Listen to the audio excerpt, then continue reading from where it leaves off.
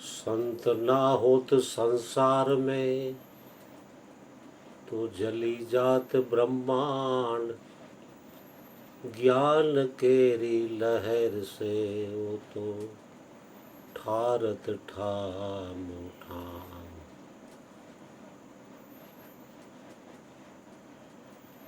संत ना हो तो संसार में तो जली जात ब्रह्मांड।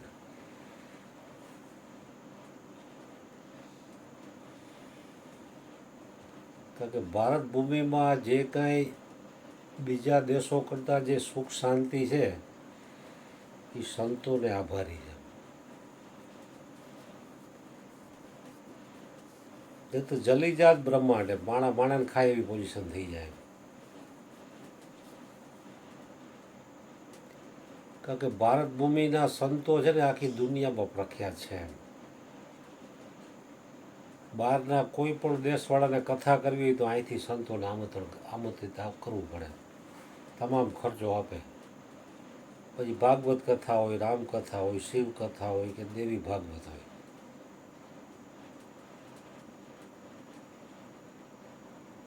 નકર પૈસે ટકે તો બહુ ઘણા સમૃદ્ધ છે એ બધા દેશો, છતાંય સુખ શાંતિ નથી.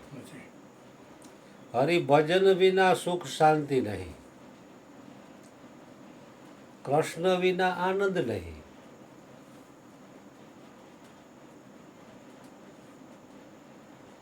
એટલે સંતોનો મહિમા તો જેટલો ગાઈએ એટલો ઓછો છે. સવા ભગત થઈ ગયા દાસ સવો પીપળીવાળા. એમના શિષ્ય જબુબાઈ ભજનવાણીમાં કીધું,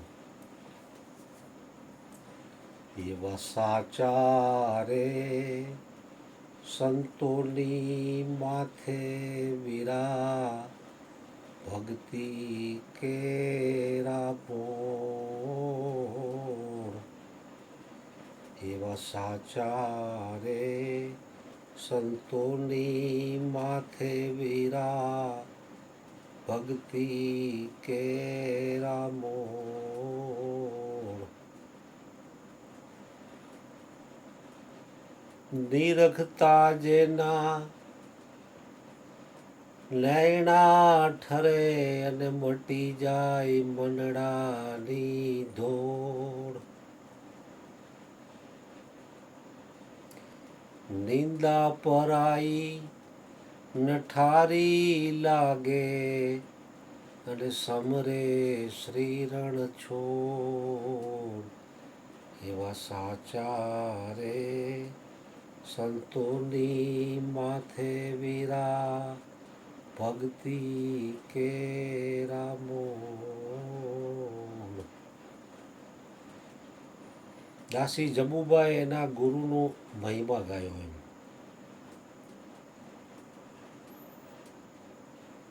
કારણ કે સવા ભગત એક મહાન સંત થઈ ગયા એમ. કારણ કે સંતો છે એ પછી બહુ મોટો પસારો નથી કરતા. बहुत पसारा मत करो कर थोड़े की आस, बहुत पसारा जिन्हें किया वो भी गए निराश. કારણ કે બહુ પસારો કરીને પછી માણસ એમાં ફસાઈ જાય. પછી વહીવટમાં છે ને પરમાત્માની વિસ્મૃતિ થઈ જાય.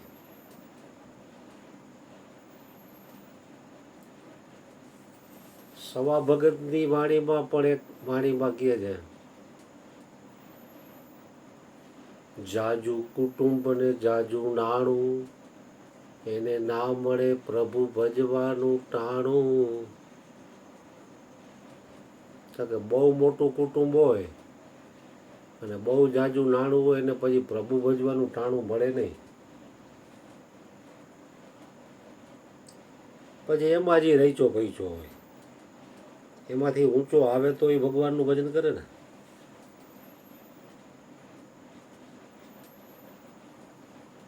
એટલે મહાપુરુષોએ શું છે, ભગવાનના ભજન સિવાય બીજું કંઈ માગ્યું જ નથી.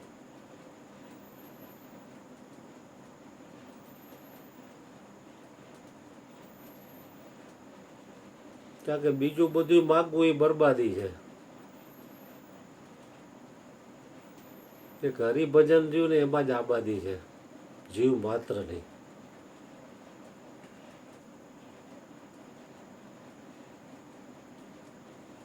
કારણ કે હરેક મહાપુરુષોએ એમના ગુરુ પાસે ભજન અને સત્સંગની જ માગણી કરી.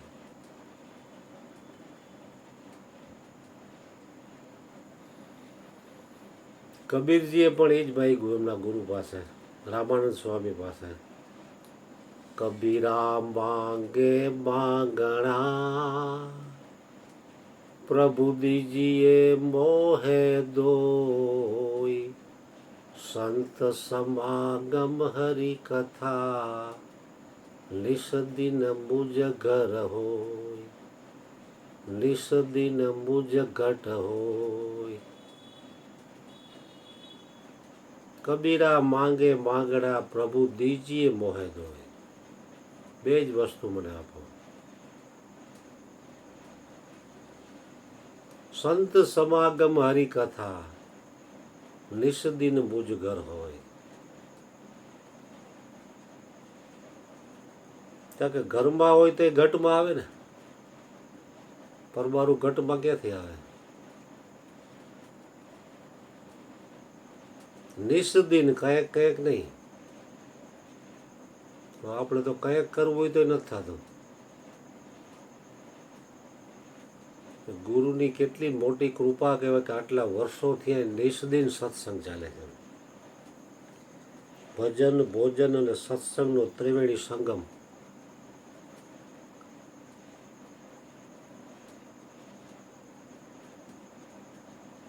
તો આપણે ગુરુજી અર્જુન બાપા પણ એકદમ ગરીબ પરિસ્થિતિ હતી, છતાં એને ભજન સત્સંગ વીકા નહીં. કેટલી બધી વિટંબણાઓ, ઘરમાંથી એવડો મોટો વિરોધ, શરીરમાં એટલી તકલીફો, છતાં પણ એને પરમાત્માનું ભજન ન ભીગો.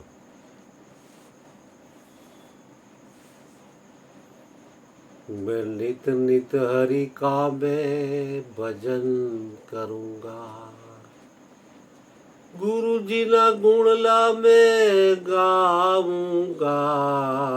मैं नित नित हरि का मैं भजन करूँगा. जड़ स्थल साहेब ब्रह्मांड मां, मैं एक निरंतर बाढ़ूंगा. मैं नित नित हरि का मैं भजन करूँगा, गुरु जी ना गुणला मैं गाऊंगा. मैं नित नित हरि का मैं भजन करूँगा. એટલે મહાપુરુષોએ કાયમી માટે ભજન, સત્સંગ ને ભોજનની જ માગણી કરી છે.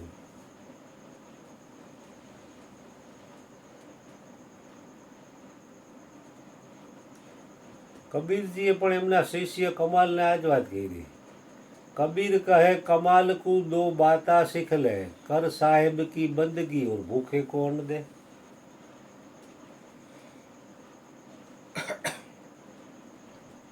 कर साहेब की बंदगी और भूखे को अन्न दे.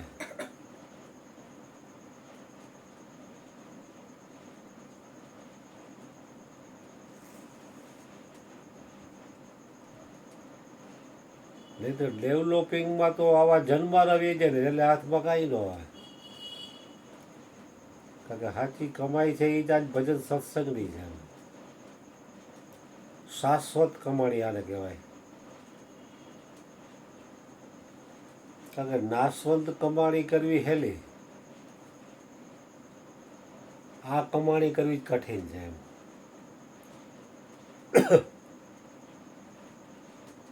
અને આ કમાઈ જે જે મહાપુરુષો કરી ગયા છે ને આપણે ગુણ લાગાય છે.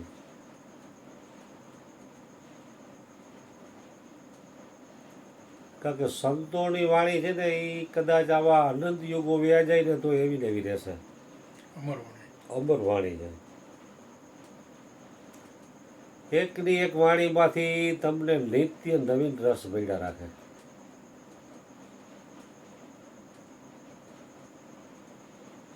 બાકી તો પરમાત્માએ જે રચી રાખ્યું છે એ જ પ્રમાણે બનશે. બાપુએ કીધું ને કે તમામનો દોર એના હાથમાં છે. ગુરુ ગમે એટલા માથા પછાડે તોય શિષ્ય એના ગુણ કર્મ ને સ્વભાવ પ્રમાણે જ વર્તવાનો છે.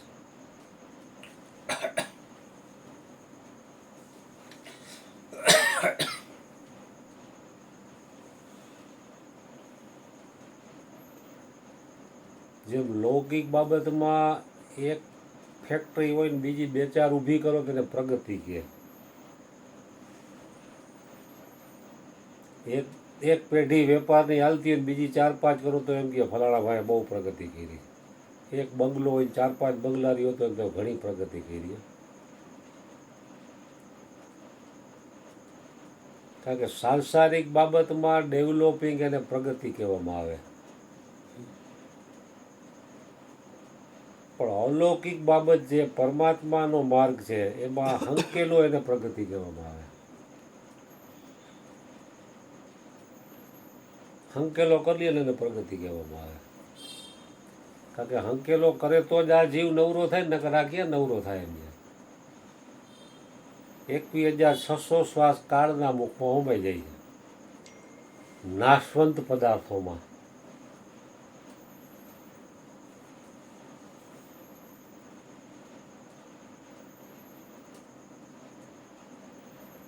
જે કામ મનુષ્ય દેહ જે કામ માટે મળ્યો એ આશય બજવાતો નથી, અને વ્યર્થમાં 21,600 શ્વાસ કાળના મુખમાં ચાલ્યા જાય.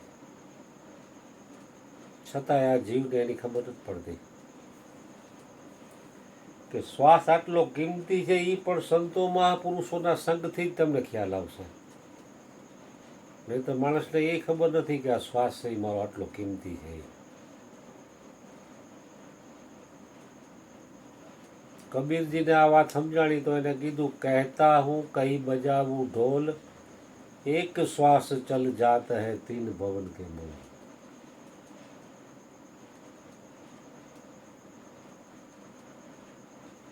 કે વહી ગયેલો જે શ્વાસ છે એ પાછો નહીં આવે. બીજા જે બાકી છે આયુષ્ય પ્રમાણે એ આવશે, પણ વયો ગયો એ શ્વાસ પાછો નહીં આવે.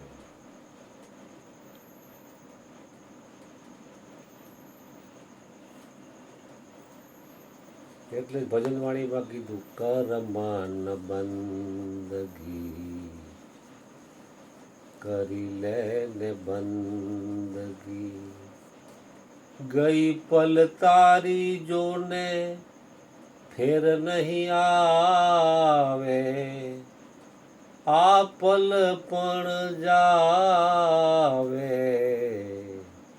કરી લે ને બંદગી, કર મન બંદગી. એટલે મહાપુરુષોને આ જે સમજાણું ને શ્વાસની કિંમત, પછી એકેય શ્વાસ એનો ખોટો જવા નથી દેતા. એને શ્વાસની કિંમત સમજાણી. એમ શ્વાસની કિંમત નથી એના તો 21,600 શ્વાસ એને વયા જ જાય છે રોજે રોજના.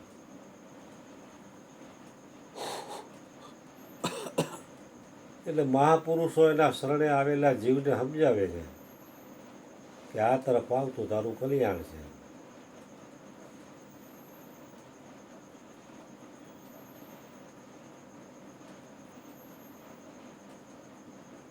ये गाफिल मिला था तन रतन तुझको, हे सज्जन क्या कहूँ तुझको, मिलाया खाक में हे सज्जन क्या कहूँ तुझको. કે આવો મોંઘો મનુષ્ય દેહ તને મળ્યો અને તે ખાખમાં મિલાવી દીધો. આને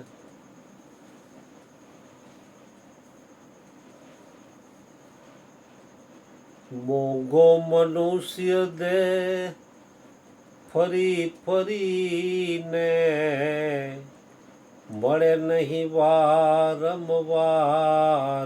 ભાઈ તું ભજી લેને કીર્તન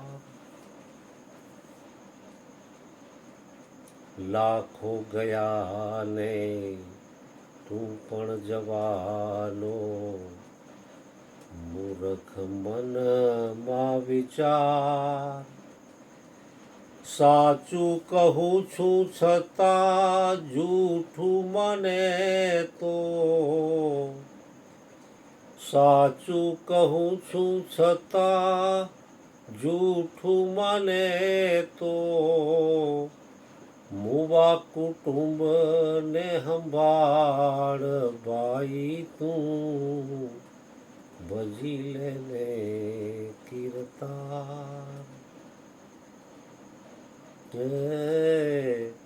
કામ ક્રોધ મદ મોહન લોભમાં જ્ઞાને જુઓ નથી સાર અવસર જો ચૂકી ગયા તો અવસર જો ચૂકી ગયા તો ખાસો જમના માર ભાઈ તું ભજી લેને કીર્તન એ ભાઈ તું ભજી લેને કીર્તન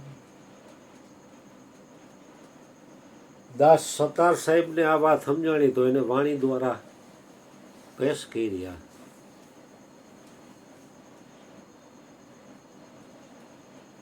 કે ભાઈ લાખો વ્યા ગયા અને લાખો જવાના મૂર્ખ મનમાં વિચાર સાચું કહું છતાં જૂઠું માને તો મુવા કુટુંબને સંભાળ એકય કુટુંબ એવું ન નીકળે કે એના ઘરમાં કોઈ બૈરું ન હોય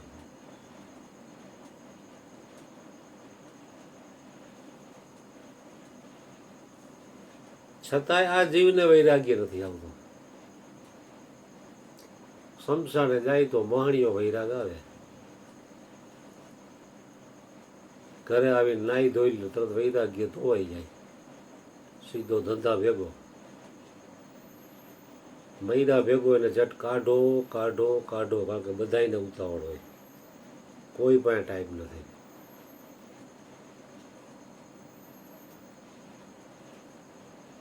જેમ 50 લાખની કે કરોડની ગાડી હોય ને બાપ બીમાર પડ્યો હોય એટેક આવ્યો હોય તો છોકરો બાપના કમાયેલા પૈસાની 4 વ્હીલમાં બાપાને હોસ્પિટલે લઈ જાય સારવાર માટે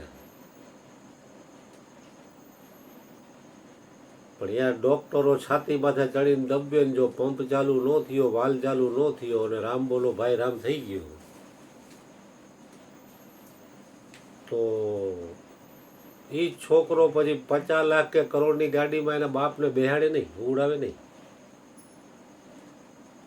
કારણ કે હવે એ બોડી લાશ થઈ ગઈ ડેડ બોડી થઈ ગઈ નનામી કારણ કે એમાં નામ જે આકોટા પાકોટા કરતું તે વ્યુ ગયો એટલે તેને નનામી કહે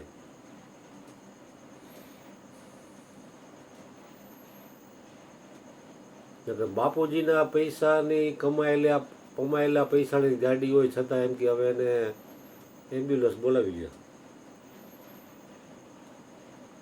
આ કોરોનામાં આપણે કેટલાય જોયા બિચારા કરોડો રૂપિયા બગાડ્યા તો પૈસા નો રહ્યા માણાય નો રહ્યા અને સીધી હોસ્પિટલેથી સીધી ડેડ બોડી પ્લાસ્ટિકમાં પેક કરી સીધી શમશાનમાં ઘરના મોઢું ન જોઈએ કે પાવરું પાણી ઘરમાંથી ન પડ્યું આવા લાખો માણસો વ્યા ગયા કોરોનામાં તો આ જીવને વૈરાગ્ય આવતો નથી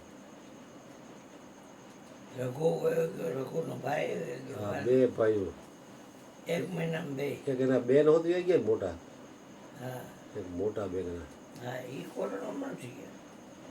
ઓમ ગુજરી ગયા એના ભલા ઘરવાળા ટપુ ભાઈ હતું એકવાર જમણવાર રાખ્યું હોય એટલે તિથિ નિમિત્તે જરવજી આવ્યો હતો મને કે એક હોસ્પિટલમાંથી બીજી હોસ્પિટલ તમારા બેનને લઈ ગયા એના પારથી ઘર લઈ જાવ કે ખોટા પૈસાનો મારી રવજીભાઈ રવજીભાઈ હા એ હમણાં અને છોકરાઓ તોય કે ના પછી અમને જવાનું નથી પૂરું થઈ ગયું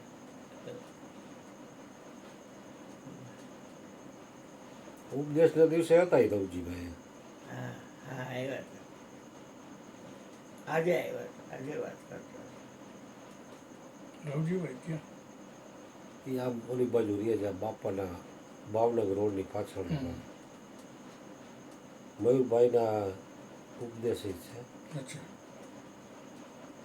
આ રવજીભાઈ ઓલો જાડા હા એ સમજાઈ દેવી જેવી બાઈ હતી આવ નાની ઉંમરમાં વ્યાઈ ગયા બિચારા ગયું એ કોણ વહી ગયું એના ઘરવાળા હજી 15 દી માંડી જાય છે ઓહો સેવામાં આવતા હોય એના ઘરવાળા આવતા નહીં પૂનમ બીજમાં હોય જ સેવામાં ગુરુજી ગુરુજી કરતા